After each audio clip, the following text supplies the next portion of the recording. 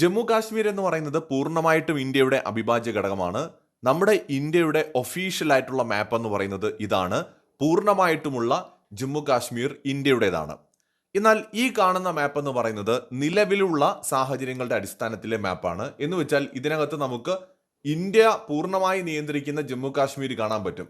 ലഡാക്ക് ഉൾപ്പെടുന്ന ഭാഗം, ചൈനയുടെ കയ്യിലുള്ള അക്സായ് ചിൻ കാണാൻ പറ്റും. പാകിസ്ഥാന്റെ കൈവശമുള്ള ആസാദ് കാശ്മീർ എന്ന് വിളിക്കുന്ന പാക് അധീന കാശ്മീരിന്റെ ഒരു ഭാഗവും ഗിൽജിത്ത് ബാൾട്ടിസ്ഥാൻ എന്ന് വിളിക്കുന്ന പാക് അധീന കാശ്മീരിന്റെ മറ്റൊരു ഭാഗവും കാണാൻ പറ്റും. ഇന്ത്യ ഏതെങ്കിലും ഒരു സമയത്ത് പാക് അധീന കാശ്മീർ തിരിച്ചു പിടിക്കാൻ ശ്രമിക്കുകയാണെങ്കിൽ ഏറ്റവും നല്ലത് ഇന്ത്യ ഗിൽജിത്ത് ബാൾട്ടിസ്ഥാൻ ഫോക്കസ് ചെയ്യുന്നതായിരിക്കുമെന്നാണ് പല പ്രതിരോധ വിദഗ്ധരും അഭിപ്രായപ്പെടുന്നത്. അതിന് ചില കാരണങ്ങളുണ്ട്. പാക് അധീന കാശ്മീരിൽ നമ്മൾ ആസാദ് കാശ്മീർ ഭാഗം എടുത്ത് നോക്കിക്കഴിഞ്ഞാൽ വളരെ ചെറിയൊരു പ്രവിശ്യയാണ്.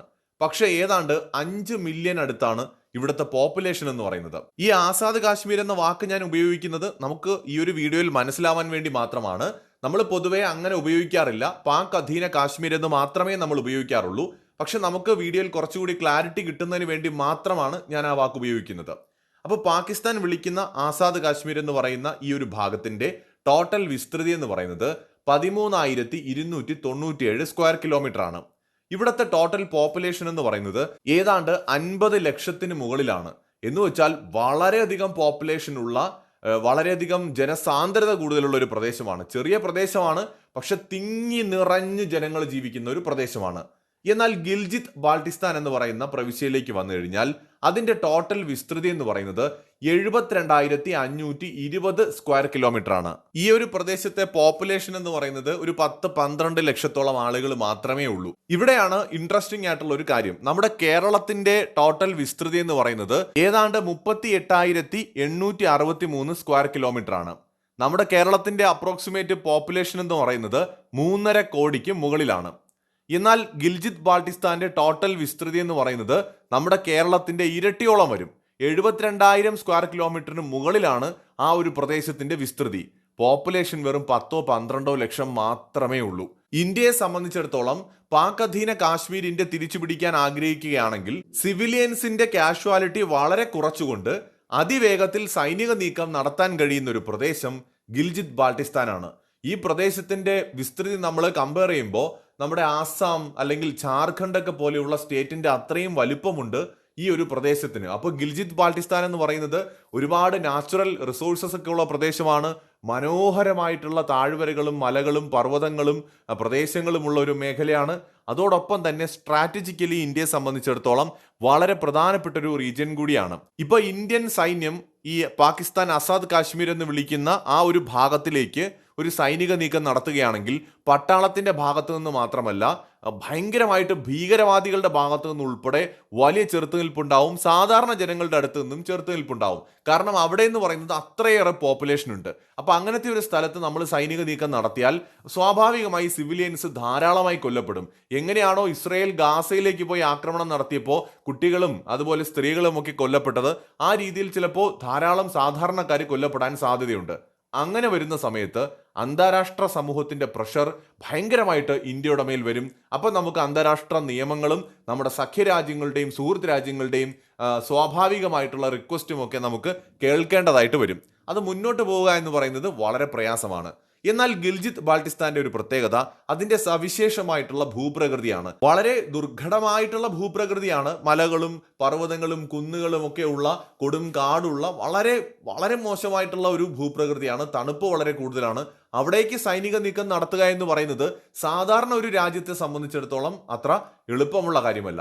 എന്നാൽ ഇന്ത്യയെ സംബന്ധിച്ചിടത്തോളം മൗണ്ടെയിൻസിൽ യുദ്ധം ചെയ്യാൻ പ്രത്യേക പരിശീലനം കിട്ടിയിട്ടുള്ള ധാരാളം സൈനികരുള്ള ഒരു രാജ്യമാണ് നമ്മുടേത്.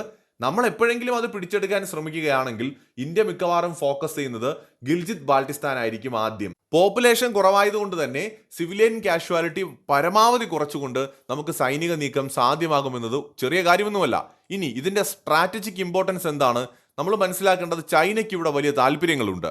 ചൈന പാകിസ്ഥാൻ എക്കണോമിക് കോറിഡോർ കടന്നു പോകുന്ന വളരെ പ്രധാനപ്പെട്ട ഒരു പ്രദേശമാണിത്. ചൈനയുടെ ഷിൻജിയാങ് മേഖലയുമായിട്ടും അഫ്ഗാനിസ്ഥാനിലെ വഖാൻ കോറിഡോറുമായിട്ടും അതിർത്തി പങ്കിടുന്ന ഒരു മേഖലയാണ് ഗിൽജിത് ബാൾട്ടിസ്ഥാൻ എന്ന് പറയുന്നത്. ഈ വഖാൻ കോറിഡോർ എന്ന് പറയുന്നത് ഇന്ത്യയെ സംബന്ധിച്ചിടത്തോളം അഫ്ഗാനിസ്ഥാനുമായിട്ട് കിട്ടുന്ന ആ അതിർത്തി നമ്മൾ പല വീഡിയോകളിലും പറഞ്ഞിട്ടുണ്ട്. സെൻട്രൽ ഏഷ്യയിലേക്കുള്ള നമ്മുടെ ട്രേഡിനെ, ചരക്ക് നീക്കത്തിനെ വളരെയധികം സഹായിക്കുന്ന ഒന്നാണ്. യുദ്ധം എന്ന് പറയുന്നത് തീർച്ചയായിട്ടും ഇന്ത്യയെ സംബന്ധിച്ചിടത്തോളം ഇന്ത്യയുടെ എക്കണോമിക് ഗ്രോത്തിന് അത്ര നല്ലതൊന്നുമല്ല. ഇത് പറയുമ്പോൾ തന്നെ നമ്മുടെ അന്താരാഷ്ട്ര ബന്ധങ്ങളെ നമുക്കിവിടെ ഉപയോഗപ്പെടുത്താം.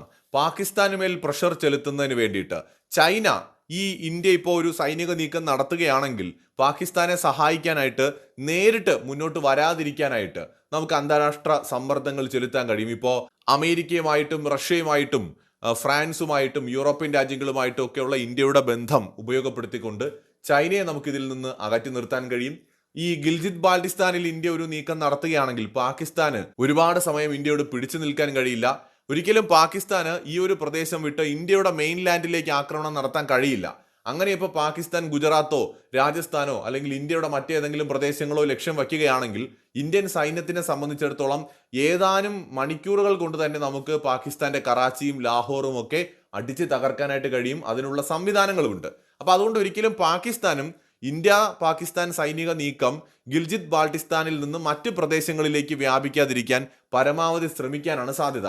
ഇനി അഥവാ അങ്ങനെ സംഭവിച്ചാൽ പാകിസ്ഥാന് സിന്ധ് പ്രവിശ്യയിലും അതുപോലെ തന്നെ അവരുടെ പഞ്ചാബ് പ്രവിശ്യയിലുമൊക്കെ വലിയ നഷ്ടങ്ങൾ നേരിടേണ്ടി വരും. മുൻകാലങ്ങളിൽ കറാച്ചിയിലും ലാഹോറിലുമൊക്കെ ഇന്ത്യൻ സൈന്യം കയറി ചെയ്തു കൂട്ടിയ കാര്യങ്ങൾ പാകിസ്ഥാൻ ഇപ്പോഴും മറന്നിട്ടുണ്ടാവില്ല. അപ്പോൾ തീർച്ചയായിട്ടും നമുക്ക് ആസാദ് കാശ്മീർ ഇന്ന് ഇന്ത്യയിൽ ലയിപ്പിക്കാൻ പറ്റുന്ന ഒരു സമയമാണോ എന്ന് സംശയമാണ്. കാരണം അവിടുത്തെ പോപ്പുലേഷൻ വളരെ കൂടുതലാണ്. അപ്പോൾ ആ പോപ്പുലേഷനിൽ മെജോറിറ്റി ഇന്ത്യക്ക് എതിരുമായിരിക്കാനാണ് സാധ്യത. അപ്പോൾ അതുകൊണ്ട് ഈ ഗിൽജിത് ബാൾട്ടിസ്ഥാൻ ഇന്ത്യ ഫോക്കസ് ചെയ്യുകയാണെങ്കിൽ അതായിരിക്കും ഇന്ത്യക്ക് ഏറ്റവും ഗുണം. കാരണം നമുക്ക് അഫ്ഗാനിസ്ഥാനുമായിട്ട് കിട്ടുന്ന അതിർത്തി വളരെ വളരെ നിർണായകമാണ്. അതോടൊപ്പം തന്നെ ഈ ചൈന പാകിസ്ഥാൻ അതിർത്തി നമുക്ക് എന്നേക്കുമായിട്ട് ഇല്ലാതാക്കാൻ കഴിയും. ഇവർ തമ്മിലുള്ള സൗഹൃദം, ആ അതിർത്തിയിലൂടെയുള്ള സൗഹൃദത്തിന് എന്നേക്കുമായിട്ട് നമുക്കൊരു അവസാനം ഉണ്ടാക്കാൻ സാധിക്കും. അതൊരു ചെറിയ കാര്യവുമല്ല. മറ്റൊരു വീഡിയോയുമായി വീണ്ടും വരാം.